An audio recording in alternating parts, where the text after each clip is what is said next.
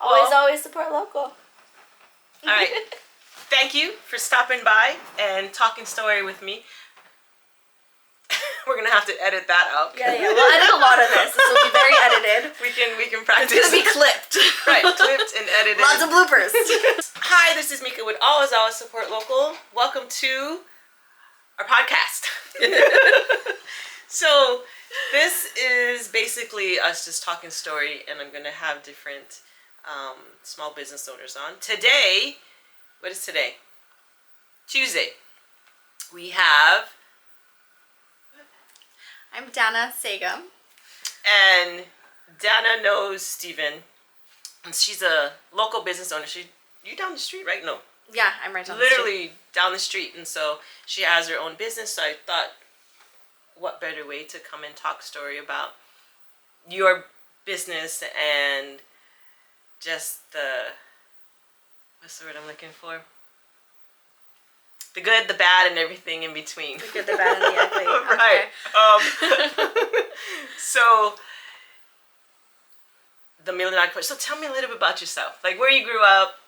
Okay, so I'm from Kauai, just little country town, Kalaheo. Yeah, so I grew up on Kauai. We had like a little farm with lots of animals, and I went to really small private schools, and then I got into Kamehameha for high school. So I moved here. So I went from a school that had 12 people in my grade. Oh, that's an adjustment. Huge adjustment. Huge adjustment. So like I had 12 people in my grade, and then when I got up to campus at Kapalama, there were like 505 students in my class, and I was really sheltered growing up, so I had never even heard swear words come out of like humans' mouths. I saw it on TV, but I never heard a person swear. And I remember I walked into the dorm, and I heard some girls running down the hall. What was the word? Shut up, you fucking bitch. And I cried. I cried. I was like, wait, what am I even doing here? I was like so terrified. I was like, oh my God, this isn't for me. So major culture shock, but I got here, I did my thing, and then I just kind of stayed on Oahu. I didn't go away to college like everybody else. My parents couldn't afford it. I didn't want to go back home to Kauai, so I just stayed and started working. Yeah. So actually, after I graduated high school, I was homeless. And I lived in my car. So the only money that I had after I graduated high school was the money I got for my high school graduation. And I remember it was like $3,500. And I used it to buy a car, and I used it to enroll into LCC.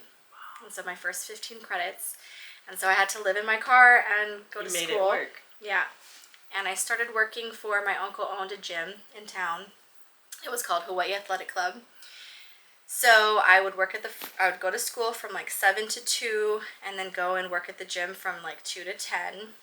And I was making like minimum wage. So it was really only enough money to get me gas for my car, get me food. It was never enough money to get a place. So I was still living in my car, and I would shower at the gym. Right. So it worked out for me. And I did that for like 3 years. Wow. Yeah. How did you keep going? Because that's some shit. You know what I mean? At what? How old? You got to be, what, 18? I was 17, 18, 19. Yeah. Right. So I graduated high school at 17. So it was pretty, yeah. I think for me it was stubbornness. Like, I can do this. Majorly. Well, also just like what's kind of gotten me through my whole life is I've always had this attitude when I'm questioned of whether I can do something, or even if I'm questioning myself of whether I can do something, that I've always said, I'm going to fucking show you. I'm going to show you, right? Like, watch me. Right.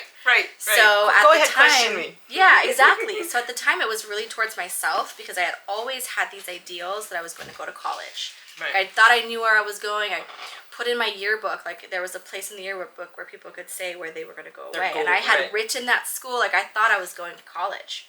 So I was really upset that I wasn't.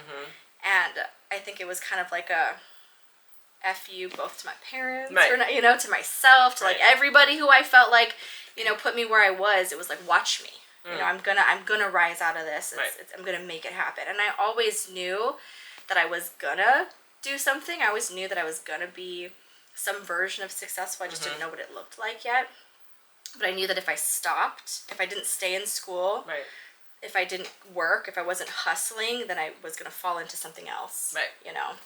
So I always just kind of had to do it for survival. That's good, though, because sometimes, and this is kind of going off topic, but the universe has other plans for you. You know what I mean? You may not understand it in the moment because like, man, this is not what I wanted. And once you get over that, like open to the change, open to the shift, then you see like, then it all pays off eventually. So yeah. So what made you, or what inspired you to be have your own business? So I didn't always own my business, own my businesses. So I own 3 businesses right now. So the first business that I have is Inspired Play, and it's a local playground and sports facility construction company. And so that business I came to own, and I'll describe that, and that's kind of like what got me into business.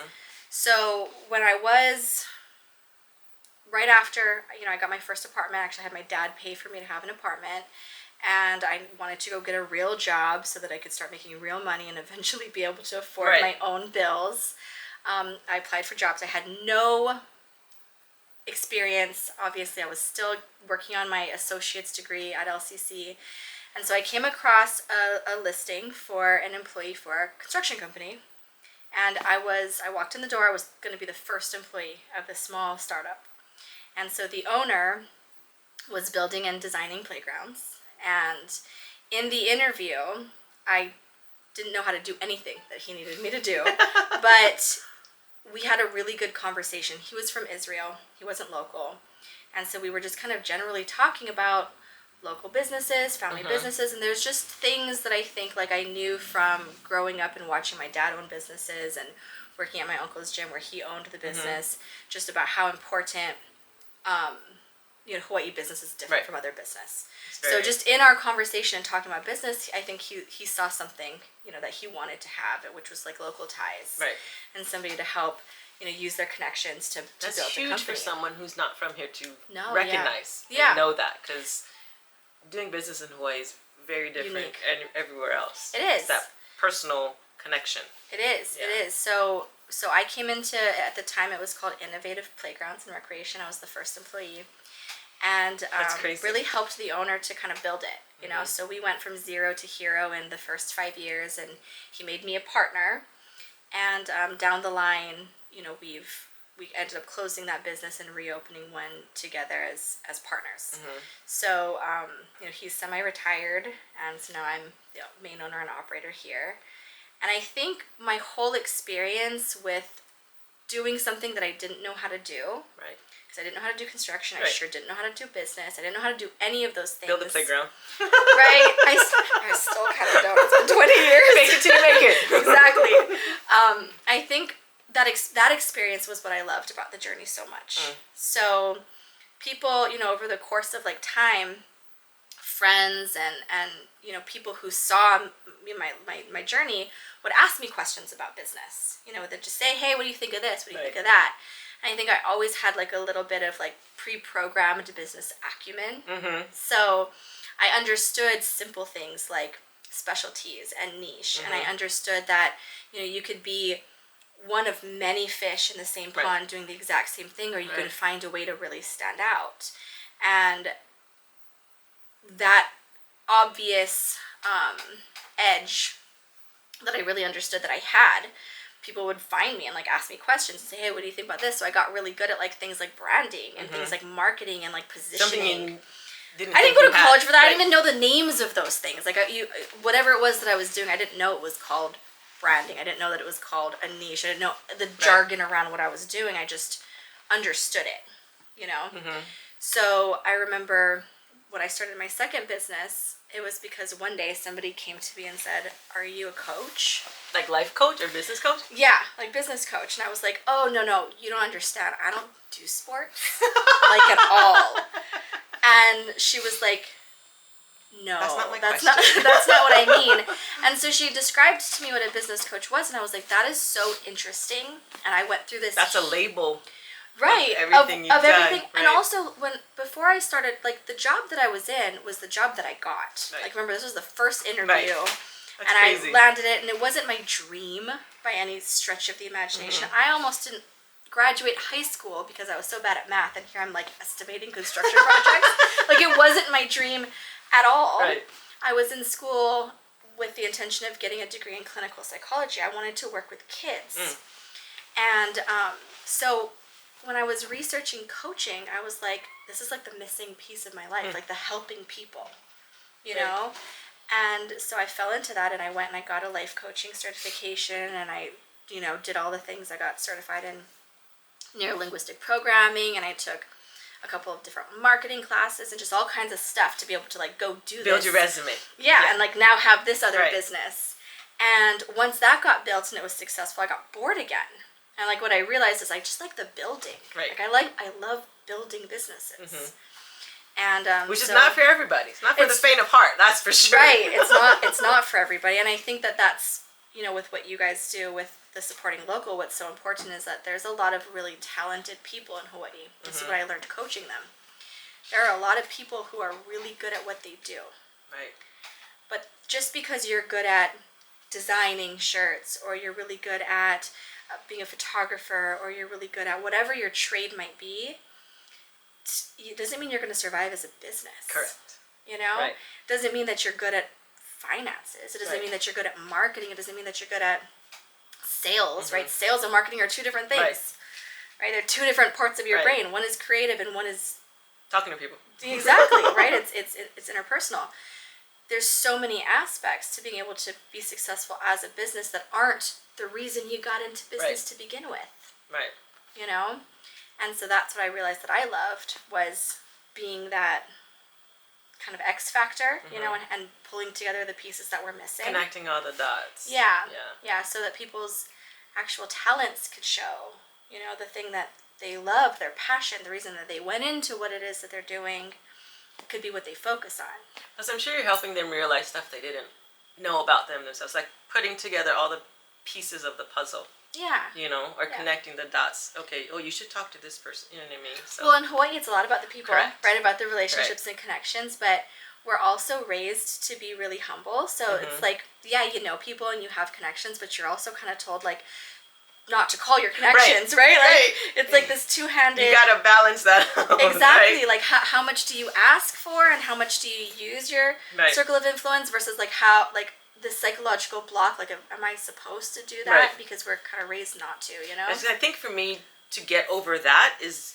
you just talk to people, and then sometimes it just organically comes up in conversation, you know what I mean? At least that's how it's happened to me. Like, oh, we start talking to someone, and like, oh, well, I know someone, let me ask you this question. You know what I mean? It just kind of comes up. Right, because it's more natural. It's more relationship-based.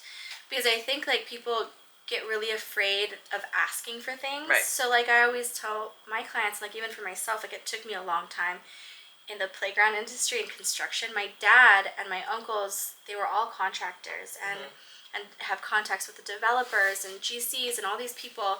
And my dad used to always say, oh, I'll call this guy for you. Or, like, here's this, but tell him you're my daughter. And I would always feel really uncomfortable. So for years, I would never do it. You know, I never would. I'd be like, I don't want to be known as, you know, Roland Sagum's daughter. Right. I want to be... It's me. I want to earn it. Right? But it's okay to use... Because they obviously built whatever they built.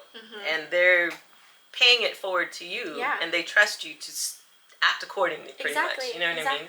Well, and also there's nothing wrong with it. It's called networking. But I think we get instilled with this, like, mindset block that marketing or networking and building those bridges has to come with an ask. Right. You know, it doesn't. It can come with a give, right? It could start with it's giving. Always with a give. Right, exactly. So it's not about, you know, you're not doing this networking and, like, reaching out to people in order to ask for things. Right. And so if you can get past that mindset block and, like, drop the agenda, it becomes a lot easier and a lot more organic, because then you can come to people and just genuinely want to know them or genuinely want to help them. Right. It's all the intent behind your ask. Yeah. You know what I mean? Yeah. Sometimes it's not even an ask, it's just... Right, it's just getting to know each other, and all of us, like, how we can all help each other, right? Correct. So, yeah, it definitely took me some learning of that lesson, and then that's, you know, what I try to help people with now, and especially, like, now. So my most recent business is I actually, full circle, went back and I bought the gym that I used to work for. my uncle wanted to retire. Oh, the Hawaii Athletic Club. Hawaii Athletic Club. So he was in a position to full circle. Full circle. Wow. So in my life, it's so interesting. I've literally only had like 2 jobs. You know, like the first job being the gym, and now I own it, and the second job being the you can make a movie about that. I own it. You know, your first interview, all that, and then now you own it. Yeah, I was having this like crazy full circle moment in December because my business partner for Inspired Play was in town. He comes once a year. And I was driving to town to meet him, and I knew that right after I had a meeting with my uncle, and I like burst into tears because I was like, wait a second, like these are the 2 men who gave me all of my opportunities, and like I just felt super grateful for both of them because I learned so much about business from both of them. And now, like, you know, they, because of how our relationships have sort of grown, now I have the businesses, you know, and like I was full circle. And then when I got to my meeting with my Inspired Play business partner, I told him that, and he was like, stop it. And I was like, what? Wait, right. And he was like, I didn't give you anything. Neither of us gave you anything. And he was like, you 100%.